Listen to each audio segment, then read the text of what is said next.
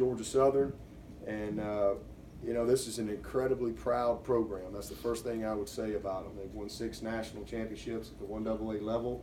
They're kind of that App State that has moved up now to the Sun Belt Conference, and they've already won the Sun Belt Conference back in 2014.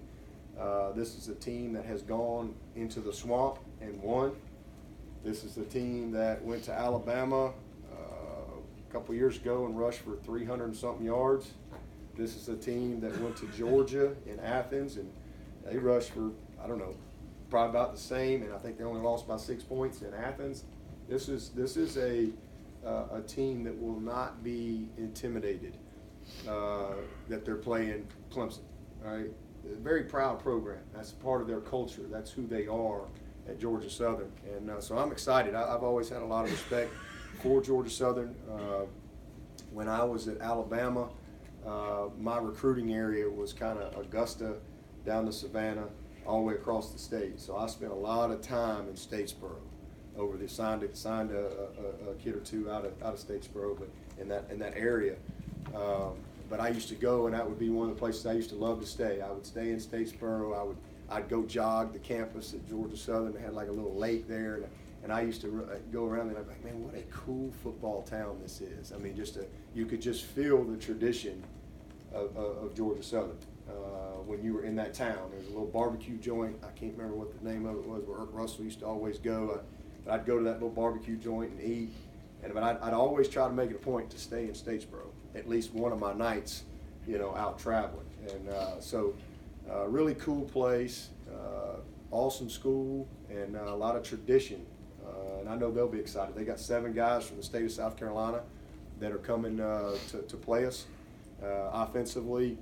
They're a triple option team. Everybody that runs any type of option, they kind of all have their own flavor. And they're a triple option, but they run a lot of split zone, a lot of zone read stuff, and their quarterback is their best player, and he's from Newberry.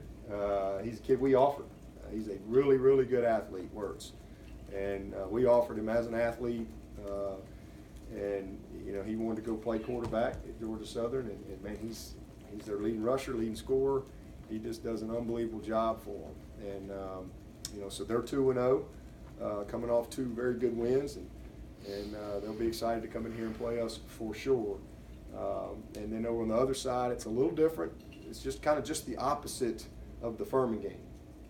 The Furman game, I felt like they had more experience on the offensive side, and this is just the opposite. They got 11 guys on defense that started at least 3 or 4 games last year. So a lot of guys that played a lot of football. Very impressive. They got some thumpers that will flat get after you on D. So they got a good scheme that matches their offensive scheme. So it's very complementary as far as how they want to play and how they want the game to be managed.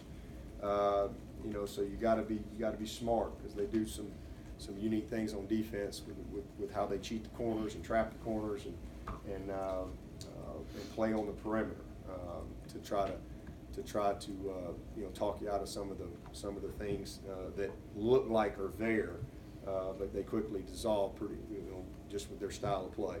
But a good group, and a couple things about their defense. They've given up 0 points in the fourth quarter, 2 games so far, so they've gotten better as the game has gone, and they've only given up 1 explosive play in 2 games. That's it. So big challenge there. Flip side of that, one of our positives is offensively, we've had 6 plays of 40 yards or more. All right, so in 2 games. And to put that in perspective, I think we only had 11 all year, last year, in 14 games.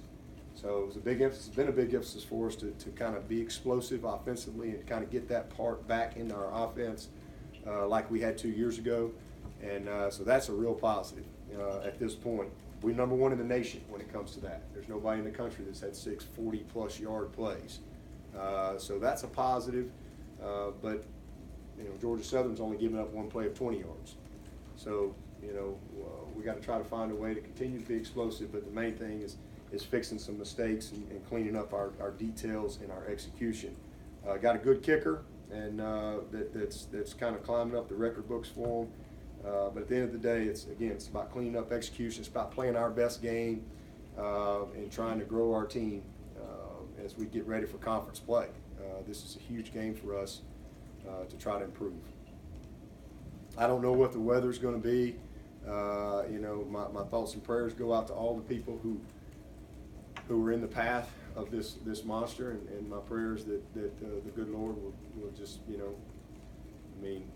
just do something to turn it, set it down, whatever, and that we won't have to deal with the type of devastation that it appears is coming for a lot of people.